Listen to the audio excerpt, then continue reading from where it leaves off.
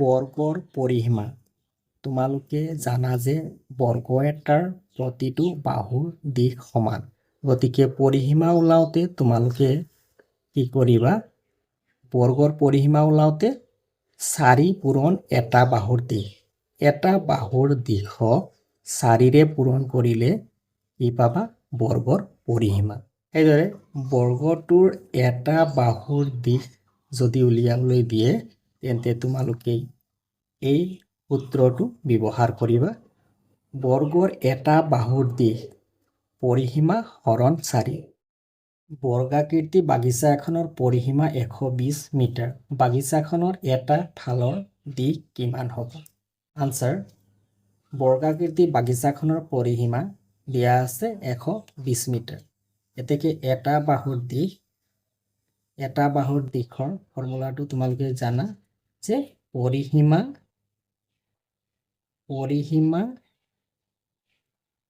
হৰণ ডিভাইড কৰিব লাগিব। কিহেৰে ডিভাইড কৰিব? 4ৰে হৰণ ডিভাইড কৰিব লাগিব। পৰিসীমাক 4ৰে ডিভাইড কৰিব লাগিব। পৰিসীমা কিমান দিয়া আছে? 120 মিটাৰ। 120 মিটাৰক 4ৰে ডিভাইড কৰিবা। 120ক 4ৰে হৰণ কৰিলে 30 পাবা। 30 মিটাৰ। এককটো হ'ব মিটাৰ। বৰ্গাকৃতিৰ খেলপথাৰ এখনৰ চাৰিওফালৰ সীমাৰ জোখ 400 মিটাৰ। খেলপথাৰখনৰ এটা সীমাৰ জোখ উলিওৱা। বৰ্গাকৃতি খেলপথাৰৰ পৰিসীমা 400 মিটাৰ। এতেকে এটা সীমাৰ জোখ সূত্ৰটো লিখি ল'বা। পৰিসীমা হৰণ 4। পৰিসীমা 400 দিয়া আছে 400 মিটাৰ আৰু পৰিসীমা দিয়া আছে 400 মিটাৰ হৰণ 4। 400ক 4ৰে হৰণ কৰিলে 100। এককটো মিটাৰত আছে, গতিকে মিটাৰ লিখিবা। ছাত্ৰ ছাত্ৰীসকলক 3টা দলত ভাগ কৰা হ'ল A, B, C। 3টা ছাত্ৰ ছাত্ৰীসকলক 3টা দলত ভাগ কৰি নাম দিয়া হ'ল A, B, C। 3টা দলে 5 চেণ্টিমিটাৰ বাহুৰ 12টাকৈ বৰ্গাকৃতি ডাঠ কাগজৰ টুকুৰা কাটি উলিয়ালে আৰু এ দলে ডাঠ কাগজৰ টুকুৰা কেইটা এটাৰ পিছত এটাকৈ একেটা শাৰীতে এনেধৰণে সজালে। তেন্তে এ দলে যেনেধৰণে সজাইছে এই সজোৱা নক্সাটোৰ কালি কিমান হ'ব? পৰিসীমা কিমান হ'ব? এটা বৰ্গৰ জোখ হৈছে 5 চেণ্টিমিটাৰ 5 চেণ্টিমিটাৰ 5 চেণ্টিমিটাৰ 5 চেণ্টিমিটাৰ। তেন্তে 12টা বৰ্গাকৃতি টুকুৰাৰ পৰিসীমা কিমান হ'ব? দীঘলটো ইয়াৰ কিমান আছে? এটা বৰ্গৰ দিশটো হৈছে 5 চেণ্টিমিটাৰ। 12টা বৰ্গ আছে, গতিকে 5 12 60। দীঘলটো 60 চেণ্টিমিটাৰ আৰু বহলটো 5 চেণ্টিমিটাৰ। পৰিসীমা উলিয়াবলৈ হ'লে এই দুইটা সংখ্যাক যোগ কৰিব লাগিব। 60 আৰু 5ক যোগ কৰিলে 65। 65ক 2ৰে পূৰণ কৰিব লাগিব। 2ৰে পূৰণ কৰিলে, কাৰণ দিশ প্ৰস্থৰ দুগুণেই হৈছে পৰিসীমা। দিশ প্ৰস্থৰ যোগফলৰ দুগুণেই হৈছে পৰিসীমা। যোগ কৰিলে 65, 65ক দুগুণ কৰিলে 130। এককটো চেণ্টিমিটাৰ। আৰু কালি দিশ প্ৰস্থৰ পূৰণফলেই হৈছে কালি। পূৰণ কৰিলে হ'ব 300 বৰ্গ চেণ্টিমিটাৰ। বি দলে বৰ্গাকৃতি কাগজৰ টুকুৰাটো এনেধৰণে সজাইছে। এনেধৰণে সজোৱাত পৰিসীমা আৰু কালি কিমান ওলাইছে চাওঁ আহা। এটা বৰ্গৰ দৈৰ্ঘ্য হৈছে 5 চেণ্টিমিটাৰ। 1 2 3 4 5 6। 6 5 গুণ 30। দীঘলটো হ'ব 30 চেণ্টিমিটাৰ। বহলটো হ'ব 5 10 চেণ্টিমিটাৰ। তেন্তে বি নক্সাটোৰ পৰিসীমা কিমান হ'ব? যোগ কৰিব লাগিব। যোগ কৰি 2ৰে পূৰণ কৰিলে 80 চেণ্টিমিটাৰ। আৰু কালি পূৰণ কৰিব লাগিব 300 বৰ্গ সেন্টিমিটাৰ। চি দলে বৰ্গাকৃতিৰ টুকুৰাকেইটা এনেধৰণে নক্সা তৈয়াৰ কৰিছে আৰু এই নক্সাটোৰ পৰিসীমা আৰু কালি উলিয়াব লাগিব। 1 2 3 4 4 5 গুণ 20 এল হৈ গ'ল 20 1 2 3 3 5 গুণ 15 বি হৈ গ'ল 50। গতিকে পৰিসীমা দুইটা যোগ কৰিলে 35 35ৰ 2 গুণ 70 সেন্টিমিটাৰ আৰু কালি হৈ গ'ল দুইটা পূৰণ কৰিলে 300। প্ৰতিটো দলৰ কালিৰ মান একে হ'লনে? একে হ'ল। প্ৰতিটো দলৰ কালিৰ মান একে হ'লনে? একে হ'ল। আকৌ প্ৰতিটো দলে ওলোৱা পৰিসীমাৰ মান ভিন ভিন পালা নেকি? হয়, ভিন ভিন পালো। ভিন ভিন পালো। পৰিসীমাৰ মান কিয় ভিন ভিন পালা দলত আলোচনা কৰা। নক্সা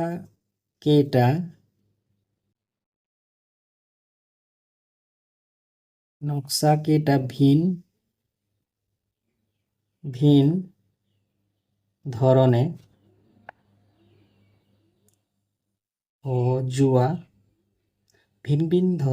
সজোৱা বাবে ইয়াৰ পৰিসীমাৰ মান ভিন ভিন পোৱা গ'ল। 60 সেন্টিমিটাৰ দীঘল মিহি তাঁৰ এডালেৰে বেলেগ বেলেগ দিশপ্ৰস্থৰ তিনিটা আয়ত বনোৱা হৈছে। এই আয়ত তিনিটাৰ পৰিসীমা আৰু কালি উলিয়াব লাগে। প্ৰথম আয়তটোৰ পৰিসীমা দিশ আৰু প্ৰস্থ যোগ কৰিবা, যোগ কৰি 2ৰে পূৰণ 30 পূৰণ 2 60 সেন্টিমিটাৰ। কালি দুইটা পূৰণ কৰিলে 200 বৰ্গ সেন্টিমিটাৰ। দ্বিতীয় আয়তৰ পৰিসীমা 22 + 8 30 + 2 60 সেন্টিমিটাৰ। পৰিসীমা কালি এই দুইটা সংখ্যা পূৰণ কৰিব লাগিব 176 বৰ্গ সেন্টিমিটাৰ। তৃতীয় আয়তটোৰ পৰিসীমা এই দুটা যোগ কৰি 2ৰে পূৰণ কৰিব লাগিব 60 সেন্টিমিটাৰ আৰু কালি 144 বৰ্গ সেন্টিমিটাৰ। তো দেখা গ'ল এই তিনিওটা আয়তত পৰিসীমা একেই, কাৰণ একেডাল তাঁৰৰ পৰাই এই আয়তকেইটা বনোৱা হৈছে। গতিকে পৰিসীমা তিনিওটাৰ ক্ষেত্ৰত একে, কিন্তু কালি 4 সেন্টিমিটাৰ জোখৰ এটা বৰ্গ আঁকা, ইয়াৰ ওপৰত ক লিখা। ধৰা এইটো এটা 4 সেন্টিমিটাৰ, তোমালোকে জুখি লৈ পেলাই 4 সেন্টিমিটাৰ জোখৰ এটা বৰ্গ আঁকিবা। ধৰি লোৱা এই বৰ্গটোৰ দৈৰ্ঘ্য হৈছে 4 সেন্টিমিটাৰ। ইয়াৰ 3 গুণ বাহুৰ আন এটা বৰ্গ আঁকা, ইয়াৰ ওপৰত খ লিখা। ইয়াৰ 3 গুণ, ই বাহু জোখ আছে 4 সেন্টিমিটাৰ, ঠিক আছে 3 গুণ 4 3 গুণ 12, ইয়াৰ বাহুৰ জোখ আছে 12 সেন্টিমিটাৰ। এইটো বৰ্গৰ নাম দিয়া হৈছে ক।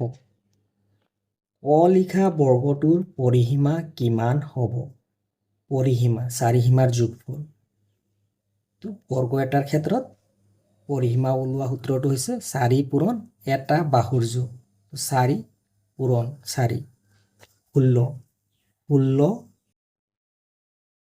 এইটো এককটো সেন্টিমিটাৰত আছে, তো 16 সেন্টিমিটাৰ।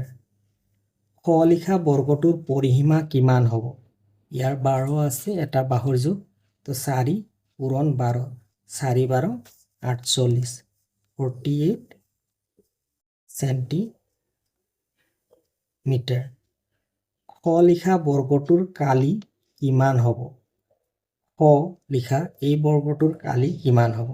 কালি উলিয়াবলৈ হ'লে বাহু পূৰণ বাহু 12 পূৰণ 12 12 পূৰণ 12 144 144 আৰু এককটো লিখিব লাগিব বৰ্গ চেণ্টিমিটাৰ। লিখা থকা বৰ্গতকৈ লিখা থকা বৰ্গটোৰ কালি কিমান গুণ বেছি? লিখা বৰ্গটোৰ কালি 144 আৰু লিখা বৰ্গটোৰ কালি 4 ইয়াৰ কালি হৈছে 16। তো লিখা এই বৰ্গটো সৰু বৰ্গ বৰ্গতকৈ কিমান গুণ বেছি? কিমান গুণ বেছি উলিয়াবলৈ কি কৰিবা? ডাঙৰ অৰ্থাৎ বৰ্গটো কালি বৰ্গটোৰ কালিৰে হৰণ কৰিব লাগিব। এতিয়া কিহেৰে হৰণ যায়? যদি 16ক 9ৰে 9 বাৰ দিওঁ তেতিয়াহ'লে 6 9 গুণ 54 4 6 9 গুণ 54 4 5 7 গ'ল 9 গুণ 9 9 5 14। তো 9 বাৰ যাব 9 বাৰ গ'লে 144। কিমান গুণ বেছি? 9 গুণ বেছি। 9 গুণ বেছি। বৰ্গ দুটাৰ পৰিসীমাৰ পাৰ্থক্য উলিওৱা। পৰিসীমাৰ পাৰ্থক্য। বৰ্গৰ পৰিসীমা 16 চেণ্টিমিটাৰ। বৰ্গৰ পৰিসীমা 48 চেণ্টিমিটাৰ। বৰ্গৰ 48 চেণ্টিমিটাৰ। পাৰ্থক্য বিয়োগ কৰিব লাগিব। 8ৰ পৰা 6 গ'লে 2, 4ৰ পৰা 1 গ'লে 3, 32 চেণ্টিমিটাৰ। বৰ্গ দুটাৰ পৰিসীমাৰ পাৰ্থক্য হ'ব 32 চেণ্টিমিটাৰ। বৰ্গ দুটাৰ কালিৰ পাৰ্থক্য ওলোৱা। কালিৰ পাৰ্থক্য। বৰ্গৰ কালি হৈছে 144 আৰু বৰ্গৰ কালি হৈছে 16। পাৰ্থক্য অৰ্থাৎ বিয়োগফল ওলাব লাগিব। 14ৰ পৰা 6 গ'লে 8, 3, 3ৰ পৰা 1 গ'লে 2, 128 বৰ্গ চেণ্টিমিটাৰ হ'ব। অৰ্ণৱৰ দেউতাকে ঘৰৰ কাষতে থকা মাটিডৰাত ৰবি শস্যৰ খেতি কৰিবলৈ সিদ্ধান্ত ল'লে। মাটিডৰা তলত দিয়া ধৰণে ভাগ কৰিলে। প্ৰথম প্ৰশ্নটো হৈছে অৰ্ণৱৰ দেউতাকে খেতি কৰিবলৈ লোৱা মাটিডৰাৰ কালি কিমান? মাটিডৰাৰ কালি উলিয়াবলৈ হ'লে মাটিডৰাৰ দিশ 20 মিটাৰ যোগ 30 মিটাৰ 20 মিটাৰ প্লাছ 30 মিটাৰ। মাটিডৰাৰ দিশ কিমান মিটাৰ হ'ল? 20 প্লাছ 30 50 মিটাৰ। মাটিডৰাৰ দিশ হ'ল 50 মিটাৰ। মাটিডৰাৰ প্ৰস্থ কিমান আছে চোৱা। ইয়াৰ পৰা ইয়ালৈকে 10 মিটাৰ প্লাছ ইয়াৰ পৰা ইয়ালৈকে 30 10 প্লাছ 30। গতিকে মুঠ বহলটো কিমান হ'ল? প্ৰস্থ কিমান হ'ল? 40 মিটাৰ। দিশ আছে 50 মিটাৰ, প্ৰস্থ আছে 40 মিটাৰ। প্ৰথম প্ৰশ্নটোৰ উত্তৰ এনেধৰণে উলিয়াবা। কি উলিয়াব দিছে? গতিকে প্ৰথম প্ৰশ্নটোৰ কি উলিয়াবলৈ দিছে? মাটিডৰাৰ কালি কিমান? গতিকে তোমালোকে পালা যে ইয়াৰ দিশ 50 মিটাৰ, প্ৰস্থ 40 মিটাৰ। গতিকে এতেকে মাটিডৰাৰ কালি উলিয়াবলৈ দিশ পূৰণ প্ৰস্থ কৰা হয়। গতিকে দিশ আছে 50, প্ৰস্থ আছে 40 বৰ্গ মিটাৰ।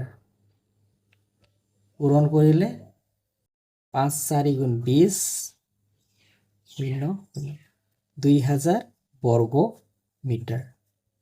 গতিকে অৰ্ণৱৰ দেউতাকে খেতি কৰিব লোৱা মাটিডৰাৰ কালি হ'ব 2000 বৰ্গ মিটাৰ। নেক্সট কুৱেশ্যনটো মাটিডৰাত বেৰ দিবলৈ কিমান দৈৰ্ঘ্যৰ বেৰ লাগিব? বেৰ কিমান দৈৰ্ঘ্যৰ লাগিব সেয়া ওলাবলৈ হ'লে তোমালোকে মাটিডৰাৰ পৰিসীমা উলিয়াব লাগিব, অৰ্থাৎ চাৰিসীমাৰ দৈৰ্ঘ্যৰ যোগফল। তো চাৰিসীমাৰ দৈৰ্ঘ্যৰ যোগফল অৰ্থাৎ পৰিসীমা কিমান হ'ব সেইটো উলিয়াব লাগিব। গতিকে ইয়াত চোৱা পৰিসীমা উলিওৱাৰ সূত্ৰটো এতেকে পৰিসীমা মাটিডৰাৰ পৰিসীমা উলিওৱাৰ সূত্ৰটো হৈছে 2 পূৰণ দিশ যোগ প্ৰস্থ। দিশ আৰু প্ৰস্থক যোগ কৰি 2ৰে পূৰণ কৰিলে কি পোৱা যায়? পৰিসীমা। 2 পূৰণ 90, 180 এককটো মিটাৰ। তো মাটিডৰাৰ কিমান দৈৰ্ঘ্যৰ বেৰ লাগিব? 180 মিটাৰৰ 180 মিটাৰ দৈৰ্ঘ্যৰ কিমান মিটাৰ দৈৰ্ঘ্যৰ বেৰ লাগিব? 180 মিটাৰ দৈৰ্ঘ্যৰ বেৰ লাগিব। 180 মিটাৰ। নেক্সট কুৱেশ্যনটো চোৱা, 1 মিটাৰ বেৰ দিওঁতে যদি 40 টকা খৰচ হয় তেন্তে মাটিডৰাৰ চাৰিওফালে বেৰ দিওঁতে মুঠ কিমান টকা খৰচ হ'ব? চাৰিওফালে, মাটিডৰাৰ চাৰিওফালে অৰ্থাৎ পৰিসীমা হৈছে 180 মিটাৰ। 1 মিটাৰত কিমান খৰচ হয় বেৰ দিওঁতে? যদি 1 মিটাৰত বেৰ দিওঁতে খৰচ হয় 1 মিটাৰত খৰচ হয় 1 মিটাৰত খৰচ হয় 40 টকা। 1 মিটাৰত খৰচ হয় 40 টকা, তেন্তে 180 মিটাৰত খৰচ হয় কিমান খৰচ হ'ব? 1 মিটাৰত 40 টকা, 1 মিটাৰত 40 টকা, 180 মিটাৰত খৰচ হ'ব 40 পূৰণ 180 টকা। 40 পূৰণ 180 টকা পূৰণ কৰিলে পাবা 7,200 টকা। আলু খেতি কৰা মাটিডৰাৰ কালি উলিওৱা। আলু খেতি কৰা মাটিডৰাৰ কালি। আলু খেতি কৰা মাটিডৰাৰ দীঘল হৈছে 30 মিটাৰ, বহল হৈছে ইয়াৰ পৰা এইখিনি 30 মিটাৰ। গতিকে এইটো বৰ্গাকৃতি হ'ল আলু খেতি কৰা মাটিডৰা বৰ্গ আকৃতি। তো বৰ্গ আকৃতি এটাৰ কালি বাহু পূৰণ বাহু 30 পূৰণ 30, 30 আৰু 30 পূৰণ কৰিলে 900 বৰ্গ মিটাৰ। বেঙেনাৰ খেতি কৰা মাটিডৰাৰ পৰিসীমা নিৰ্ণয় কৰা। বেঙেনা খেতি কৰা মাটিডৰাৰ দিশ হৈছে ইয়ালৈকে আছে মাটিডৰা। বেঙেনা খেতি কৰা মাটিডৰাৰ দিশ হ'ব ইয়াৰ পৰা ইয়ালৈকে, অৰ্থাৎ দীঘল আছে 25 মিটাৰ আৰু বহল আছে 10 মিটাৰ। দিশ আৰু প্ৰস্থ যোগ কৰি 2ৰে পূৰণ কৰিলে এই পাম বেঙেনা খেতি কৰা মাটিডৰাৰ পৰিসীমা। তো 25 + 10 যোগ কৰিলে পাবা 35। 35ক 2ৰে পূৰণ কৰিলে পাবা 70। গতিকে বেঙেনা খেতি কৰা মাটিডৰাৰ পৰিসীমা হ'ব 70 মিটাৰ। নেক্সট কুৱেশ্যন, আটাইতকৈ কম ঠাইত কি শস্যৰ খেতি কৰা হৈছিল? আটাইতকৈ কম ঠাইত 10/10 মূলা। আটাইতকৈ কম ঠাইত মূলা খেতি কৰা হৈছিল। কি শস্যৰ খেতি কৰা হৈছিল? মূলা